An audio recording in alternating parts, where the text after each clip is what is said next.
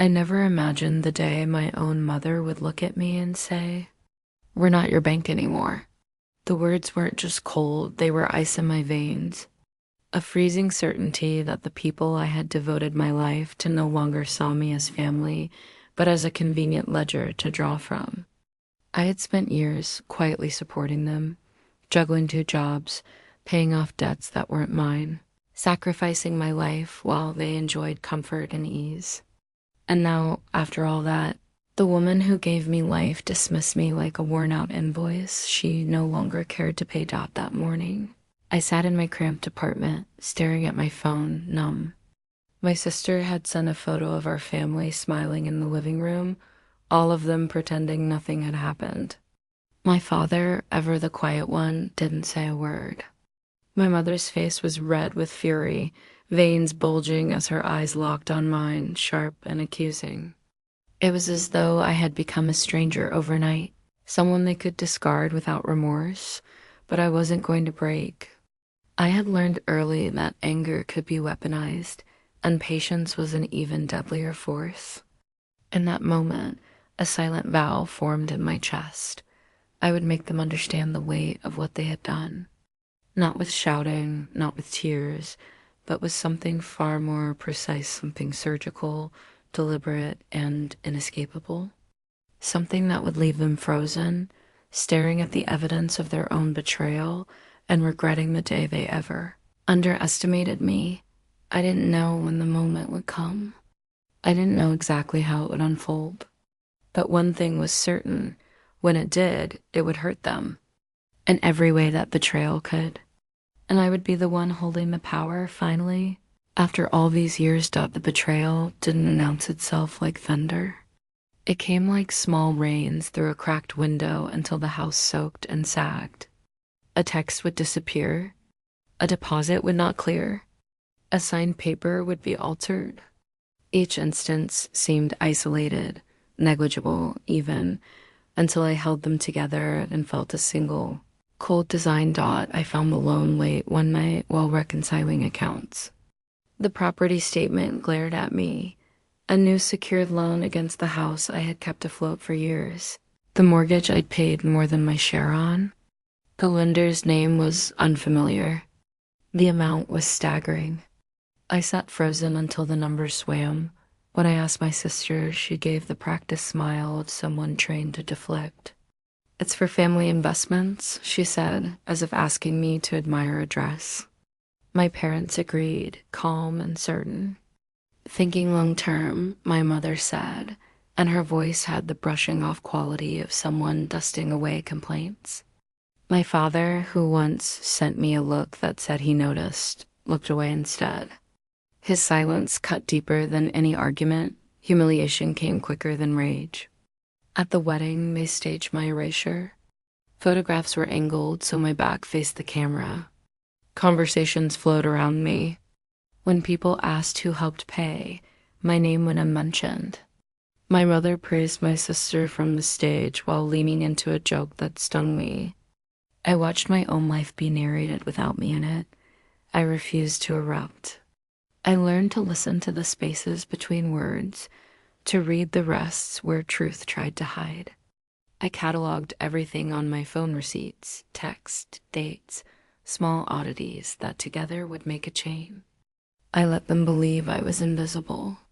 They liked that. They mistook my silence for acceptance. Then a bank investigator called. Her voice was polite, the kind that softens bad news. "There are discrepancies with the signatures," she said. "We flagged this loan for review." My chest tightened. Discrepancy meant proof. Proof meant exposure. The world narrowed to the single line on the statement. I tasted the urge to confront them immediately, to unspool everything: sneering glances, late transfers. My mother's habit of sliding bills around, so I bore the real burden. For a moment, I imagined the spectacle of them caught in the act. But I had seen what heat does. It burns the builder as much as the ruin. I would not be consumed. So I cooled. I exhaled the impulse to lash out and inhaled calculation. I made a ledger of wrong states, amounts, conversations that proved intent. I called an old friend who worked discreetly in investigations and asked careful questions. I copied statements to a hidden folder on a thumb drive and made backups. I read legal forums until phrases like fraudulent commands stopped sounding foreign and became part of my toolkit. Night after night, I visualized the reveal. My mother's theatrical laugh, my sister's triumphant smile, my father's turned face, each detail played in my head like a cut scene. I imagined the phone calls, the bank, the investigator, neighbors who would murmur and wonder. Exposure had to be clean and undeniable. Ambiguity would give them room to twist the story back toward themselves. Betrayal had tried to make me feel small. I refused that label. I focused on what mattered in law and life: paper trails, witnesses, timelines. I hunted for little icons of arrogance: a forwarded email that kept the original sender, a scanned document with a shaky hand, a voicemail where a date was mentioned aloud. These were the stitches that could unravel them. I never wanted to be a spectacle in their eyes. When the time came, I wanted the silence to break because facts thundered louder than accusation. The plan sometimes felt cold, even to me, but their cruelty had set the standard. If they stripped me of dignity, I would strip them of illusion. So I worked in silence. I buried my anger under spreadsheets and late-night calls. I relearned how to smile at family gatherings, how to fold myself small and let them parade triumphs. They took it as proof of weakness and polished their superiority without noticing the files I kept. The copies of ledgers tucked away, the lists of transactions waiting like trapdoors, nights blurred into reconnaissance. I sat in parked cars across from their house, cataloging comings and goings with the patience of someone mapping terrain. I noted timing, guests, the envelopes they received.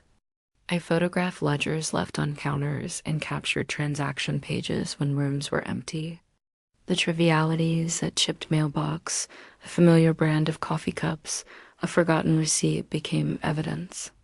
Each small detail stitched into a map I could read and trace. I slept less and planned more, not out of malice only, but out of necessity.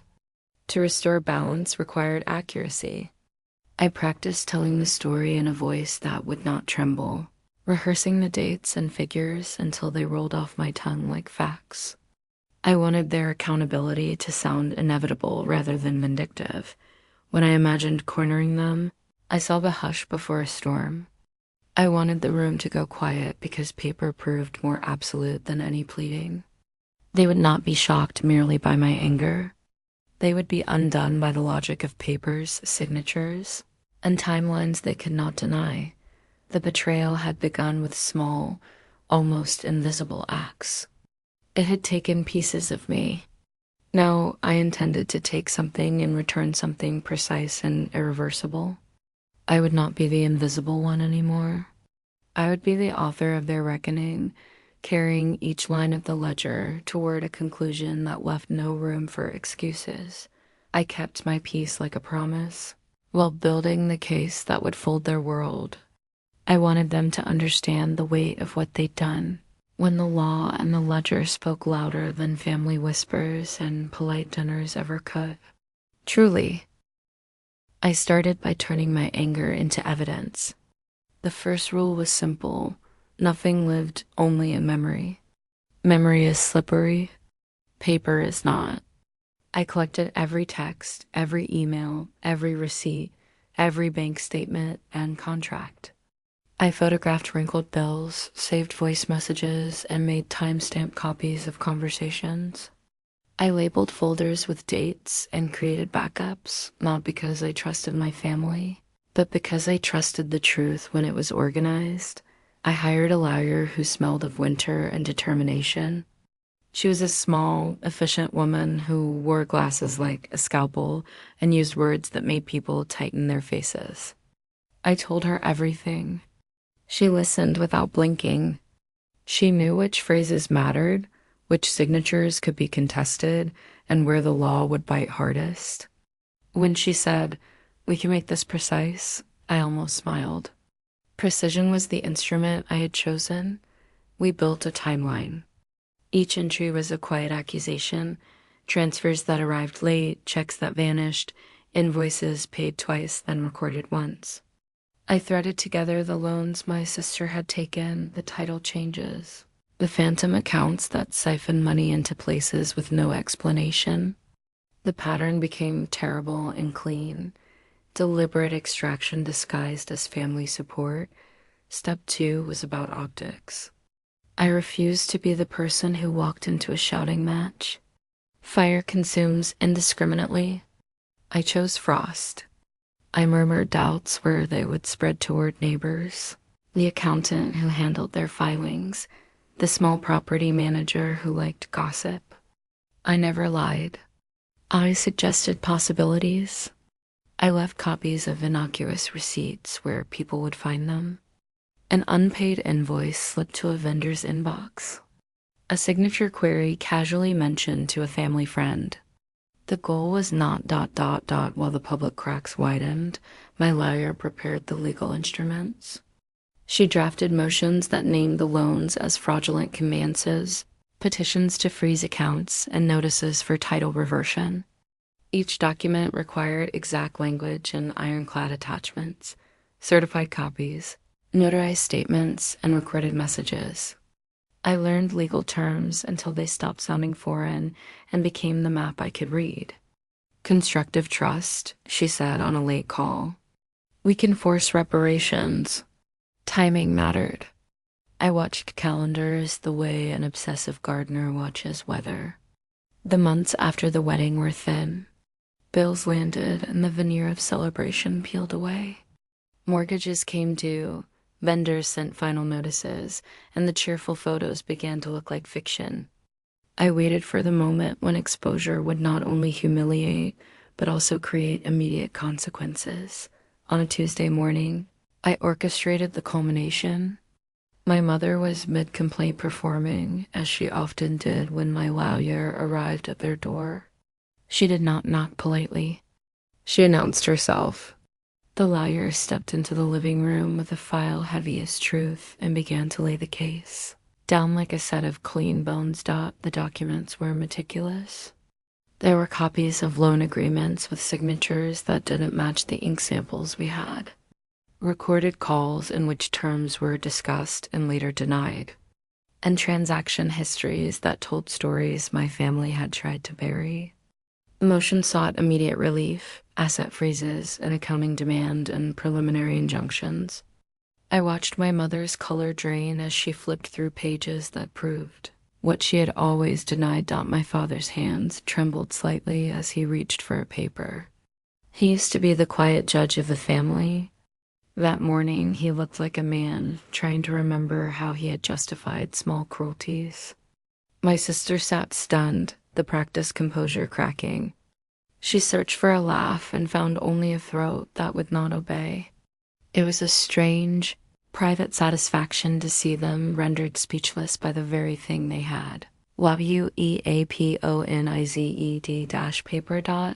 I refused the theater of gloating. I let my lawyer speak in measured phrases. She sounded like winter in courtrooms. She explained remedies and process in plain terms. She served demand letters and notices of claim. She asked for conservatorship over certain accounts and for an immediate audit. As the legal net tightened, their social safety net frayed. Vendors called. The property manager requested meetings. Friends who once nodded indulgently now made awkward excuses and stepped back. The small accidents I had set in motion turned into corroboration for the larger claim. The structure of their life, propped up in part by my labor and in part by legal fiction, began to tilt. People imagine revenge as a single cinematic moment, a shout, a reveal, a dramatic confrontation. What I learned was different. Revenge that lasts is surgical. It dissolves the scaffolding beneath the lie until gravity does the work.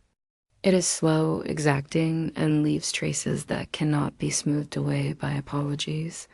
When the first injunction came through and the bank placed holds, the color left my mother's face entirely. My father, who once balanced the household's grudges, offered no plan, only bewilderment. My sister asked me questions, soft, pleading things, and I answered with facts, not comfort. I had taught myself to speak without heat.